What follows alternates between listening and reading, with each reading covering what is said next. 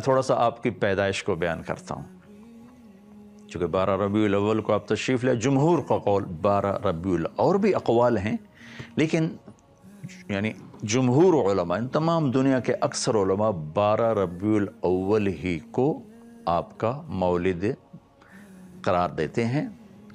8 کا قول بھی ہے، 9 کا قول بھی ہے، 10 کا بھی ہے، لیکن جمہور علماء عرب و عجم 12 پر اکثر کا اتفاق ہے، لہٰذا اسی کو ہی ساری دنیا میں خوشی کا دن سمجھا جاتا ہے، بنایا جاتا ہے، منایا جاتا ہے۔ تو میں چونکہ اکثر سفر میں ہوتا ہوں، یہ بہت عرصے کے بعد پہلا موقع ہے، میں پاکستان میں ہوں، ورنہ 12 ربیع الاول مختلف ملکوں میں آئی، ہر جگہ اللہ کے فضل سے لوگوں کو دیکھا، بڑے ذوق شوق سے آپ کی یاد میں مختلف طرح سے لوگ اس خوشی کا اظہار کرتے ہیں۔ تو پیر کی رات، پیر کی صبح ہو، 12 ربیع الاول، اصحاب فیل کا واقعہ کچھ 6 ماہ ہو چکے ہیں، 22 اپریل 571 عیسوی، اور صبح کے 4:20۔ یہ 4:20 میں اس لیے کہتا ہوں کہ 22 اپریل کو مکہ میں صبح صادق کو 4:20-22 پر ہوتی ہے۔ پہلے سے اعلان ہو رہے ہیں کہ ہمارے نبی آ رہے ہیں، من انفسکم، قبیلہ قریش میں سے آ رہے ہیں، اور سب سے اعلیٰ خاندان ہاشم میں سے آ رہے ہیں۔ تو آپ کے پاس اس وقت شفا بنت اسود، یہ عبد الرحمن بن عوف رضی اللہ تعالیٰ عنہ کی والدہ ہیں، یہ بطور دایا کے، لیڈی ڈاکٹر کے، حضرت آمنہ کے ساتھی، آمنہ بنت وہب، جو بنو زہرہ میں سے ہیں۔ تو آپ کی پیدائش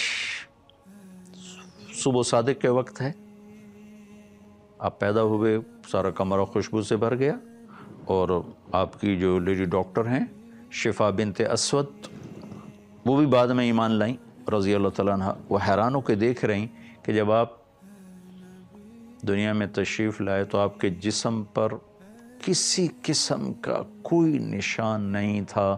بچے پیدا ہوتے ہیں، اپنے ساتھ کتنی ماں کے پیٹ سے چیزیں ان کے اوپر لگی ہوتی ہیں، آپ دھلے ہوئے صاف ستھرے باہر تشریف لائے۔ ناف اور آنت ملی ہوتی ہے، پھر اس کو کاٹا جاتا ہے۔ ولد مختونا مقطوع السرہ، آپ کی ناف کٹی ہوئی تھی، آپ کا ختنہ ماں کے پیٹ سے ہوا تھا، صاف پاک پوتر پیدا ہوئے۔ وہ دیکھ کے حیران ہو رہی، اور آمنہ کو دکھا رہی، وہ بھی حیران ہو رہی۔ تو ماں کے پہلو میں لٹایا، تو جو ہی پیچھے ہٹیں تو آپ نے کروٹ بدلی، پورے سجدے میں گئے، فل سجدہ کیا لمبا۔ ماں بھی ڈر گئی، دائی بھی ڈر گئی۔ پھر اس کے بعد دونوں ہاتھ کا سہارا لے کر یوں پوری چھاتی اوپر اٹھائی، اور الٹے ہاتھ کا سہارا لے کر سیدھا ہاتھ اٹھا کر شہادت کی انگلی کو آسمان کی طرف بلند کیا، تو ایک دم نور ہی نور پھیل گیا چاروں طرف۔ اور حضرت آمنہ فرماتی ہیں کہ میں نے ایران کے، شام کے، حیرہ کے محل دیکھے، تو ڈر گئیں، بچے کو اٹھا کے گود میں لیا، تو ایک دم سارے کمرے میں ایک دھند بھر گئی، جیسے آج کل دھند ہے 2 فٹ پہ نظر نہیں آتا، سارے کمرے میں دھند بھر گئی، اور قریب گود کا بچہ نظر نہیں آ رہا۔ دھند میں سے ایک آواز آئی، طوفوا بہ مشارق الارض و مغاربہا، اس بچے کو مشرق، مغرب، شمال، جنوب سب پھرا دو، لیعرفوا باسمہ ونعتہ وصورتہ، تاکہ کل کائنات جان لے ان کی ذات کو، ان کے نام کو، ان کے صفات کو، اور یہ جان لے کہ یہی ہیں جن کے پیچھے چل کے منزل ملے گی، ان کے ہاتھوں میں ہاتھ دیں گے تو اللہ تک پہنچیں گے، ورنہ بھٹک جائیں گے، دنیا بھی برباد اور آخرت بھی برباد۔ وَآتُوهُ خُلُقَ آدم، انہیں آدم کے اخلاق دو، وَمَعْرِفَةَ شیث، اور شیث کی معرفت دو، وَشَجَاعَةَ نوح، اور نوح کی معرفت دو، وَخُلَّةَ ابراہیم، ابراہیم کی دوستی دو، وَاسْتِسْلَامَ اسماعیل، اسماعیل کی قربانی دو، وَفَصَاحَةَ صالح، صالح کی فصاحت دو، وَحِکْمَةَ لوط، اور لوط کی حکمت دو، وَبُشْرَى وَرِضَاء اسحاق، اسحاق کی رضا دو، و بشرا یعقوب، اور یعقوب کی بشارت دو، و جمال یوسف، یوسف کا خوبصورت حسن و جمال دو، و شدت موسیٰ، یوسف کا جمال دو، موسیٰ کا جلال دو، و طاعت یونس، یونس کی طاعت دو، و لحن داود، داود کی شیریں زبان دو، و قلب ایوب، ایوب کا دل دو، و عصمت یحییٰ، اور یحییٰ کی پاک دامنی دو، و زہد عیسیٰ، اور عیسیٰ کا زہد دو، علیہم الصلوات والتسلیمات، و اغمسوہ فی اخلاق النبیین، اور تمام نبیوں کے اخلاق میں تمام نبیوں کے اخلاق اس بچے کو عطا کیے جائیں، ان اخلاق میں اس بچے کو غوطہ دیا جائے۔ یہ آواز آئی اور ایک دم بادل چھٹا، تو حضرت آمنہ فرماتی میں نے دیکھا میرے بچے کا چہرہ 14ویں رات کے چاند کی طرح چمک رہا تھا، یہ آپ کی آمد ہے۔ زمین آسمان میں غلغلہ مچا ہوا تھا، ایک سمندر کی مچھلیوں نے دوسرے سمندر کی مچھلیوں کو جا کے مبارک دی، ساری دنیا کے بت زمین پر گر گئے۔ ایران کے لوگ آگ کی پوجا کرتے تھے، تو 1000 سال سے ایران میں آگ کے پجاریوں کا راج تھا، تو 1000 سال سے آگ مسلسل جل رہی تھی، اس میں اود کی لکڑی ڈالی جاتی تھی اور اگر کی لکڑی اور ڈالی جاتی تھی، ایک دم آگ بجھ گئی۔ ایران کے بادشاہ نوشیروان نے محل بنایا تھا قصر ابیض، اور وہ اتنا مضبوط محل تھا کہ عباسی دور میں ابو جعفر منصور نے توڑنا چاہا تو توڑ نہیں سکا، اتنی مشکل پیش آئی اس کو توڑنے میں۔ ایک دم اس کے 14 بڑے بڑے برج دھڑم سے زمین پر گرے،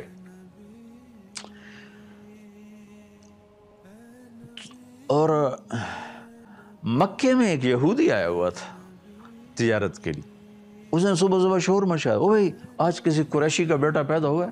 کہاں؟ فلاں کا بیٹا پیدا ہوا ہے۔ کوس کباب زندہ ہے؟ کہاں زندہ ہے؟ کہ نہیں کوئی ایسا بچہ بتاؤ جو یتیم پیدا ہو۔ کہاں؟ عبد المطلب کا پوتا۔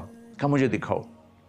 تو جب آپ کو لایا، آپ کے چہرے پہ نظر پڑی، تو اس نے پیچھے کمر سے کپڑا ہٹا کے دیکھا تو مہر نبوت، تو اس کی چیخ نکلی کہ ویل لبنی اسرائیل، ہلاک ہو گئے بنو اسرائیل، لقد خرجت النبوۃ منہا، آج نبوت اسرائیل کی اولاد سے نکل گئی، بنو اسرائیل سے نکل گئی۔ لقد رحتم بہا یا معشر قریش، اے قریش تمہیں مبارک ہو، یہ نبوت تمہارے گھر میں آ گئی۔ کائنات میں غلغلہ مچ گیا، سمندر کی مچھلیاں مبارک دے رہیں، ایران کا بادشاہ پریشان ہو گیا، اس نے اور اس کے وہ پجاری نے آ کر کہا جی آگ بجھ گئی، ادھر 14 برج گر گئے۔ انہوں نے کہا یہ کیا ہوا؟ تو اس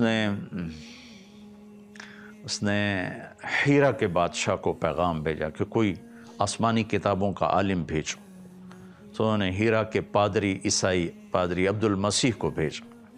اس نے بات سنی، کہا جی میرا علم اتنا نہیں، میرا ایک ماموں ہے شام میں رہتا ہے، میں اس سے پوچھتا ہوں۔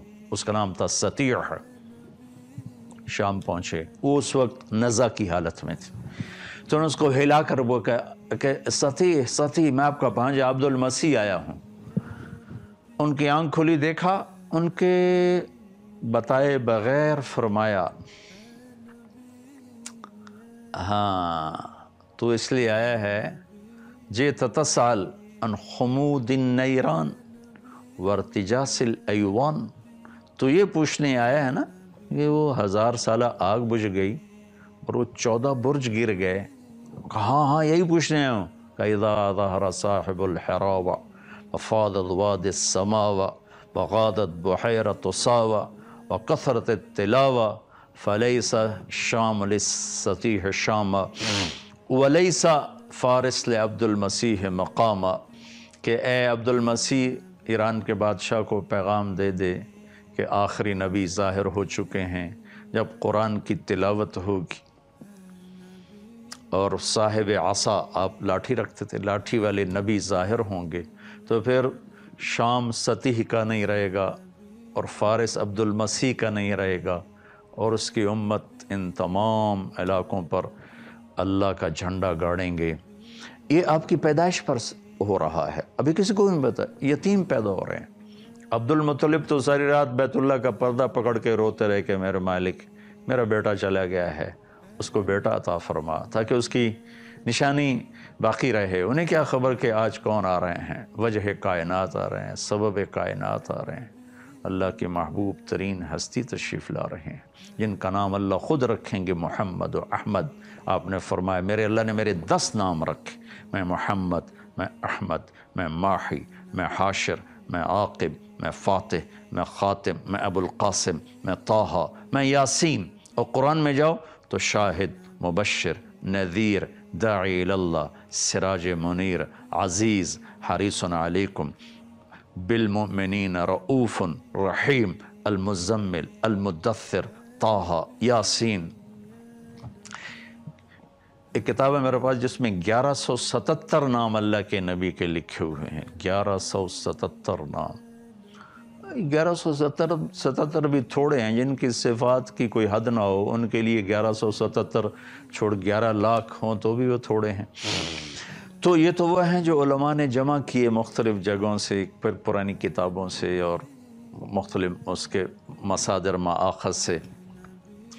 تو من انفسکم کو بتا رہا ہوں، من انفسکم، ایسے پیدائش میں ایسے غیبی نظام، ہستی میں ایسے غیبی نظام، ذات میں ایسے غیبی نظام، اخلاق ایسے عالی شان، ذات ایسی عالی شان.